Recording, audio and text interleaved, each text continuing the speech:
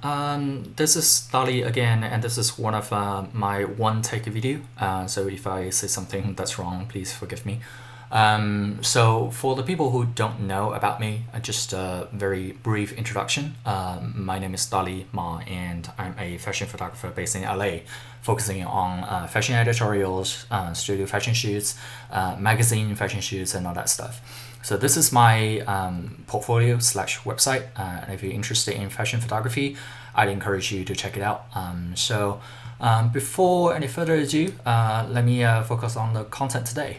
So today I'm introducing a fellow videographer based in South Korea. His channel is called Kyung6Film, and I ran into this profile about 6 months ago, and I was very pleasantly surprised by what he can do. And let me just show you an example.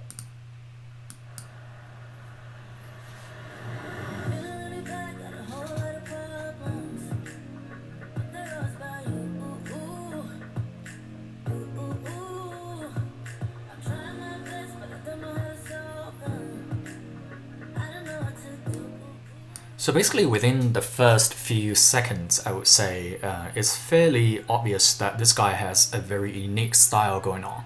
So from the very start, we have a lot of transitions going on, we have a lot of actions going on, and I think one of the key things, and this is something that I would encourage all the fashion photographers or fashion videographers to kind of learn from this guy, is basically the focus of his frames. So if you look at all the transitions that this guy is doing and all the model focus that this guy is doing, every single frame and every single scene is trying to convey the idea of what he wanted to say in this video. So even though there are a lot of like fancy transitions, he never loses focus on what he wants you to look at. And I think that's a lot of the time that fashion photographers are doing as well.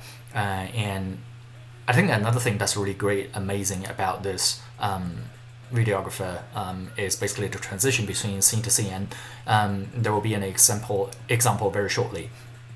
So for example, like the model is walking through the mall, and we're getting a zoom out of the view of the mall and the different kind of point of view and stuff like that, and all of a sudden there is a transition from very nicely and very smoothly, naturally, organically from one scene to another. And I think that's something that this guy is doing really well, and it's almost like his trademark kind of action. And I've seen a video introduction or sort of like a video training of his, in which he was trying to train his girlfriend, which is who is the model in this video, coincidentally. And he was basically teaching how to get these kind of shots and how to do these kind of transitions, and how to get you raw files ready, so that if you want to implement this kind of transition, you can do so afterwards. He has a lot of collaborations with big brands in Korea, and this is one of them with the LG film. And needless to say that all of these video footages are taken on the LG phones, which is actually the point of it, just to kind of advertise how good the phone camera is on the LG mobile phone. Now, I'm not a very big phone photographer. I typically don't necessarily take photos on a phone, and pretty much the only photos I take on a phone are basically just to use the phone as a scanner. But looking at what this guy can do with a phone, it's really amazing, and it kind of prompts me to kind of try to set up a project just to shoot with the phone itself. Another example that this guy has done is the action camera shot. So if you look at this example, so everything in this video is shot on the action camera, and if you don't know what an action camera is, it's basically just something like the Insta360, which is the example given here, and a GoPro is another example.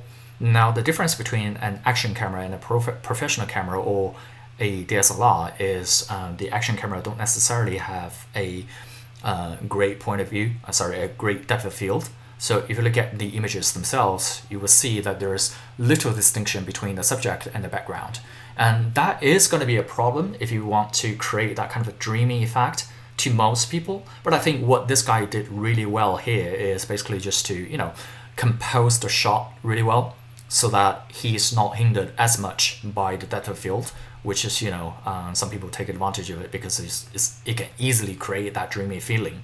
Whereas in this case, this guy is using a great transition and composition to compensate for the lack of depth of field, which is, the kind of a natural feature that belongs to an action camera.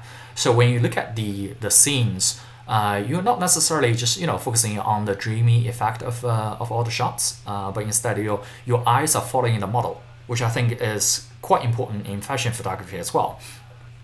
In which a lot of people nowadays, they try to focus on the scene themselves, or the depth of field themselves. So for example, like people really want to blur out the background, but what if I want the background to be just as prominent as the shot itself? And that's something that I would encourage a lot of fashion photographers to do as well. So that's pretty much a very short introduction to this channel, and if you want to check it out, it's on YouTube. It's called Kyung6Film. It's right here. So if you got time, I highly encourage you to check it out. This guy has done some amazing work, and his, I think, girlfriend at the moment is a model in Korea and an influencer on Instagram. And that really helps. But needless to say, that's not taking anything away from this guy's natural born talent. So check it out if you have time. And that's it for the video today. Thank you very much.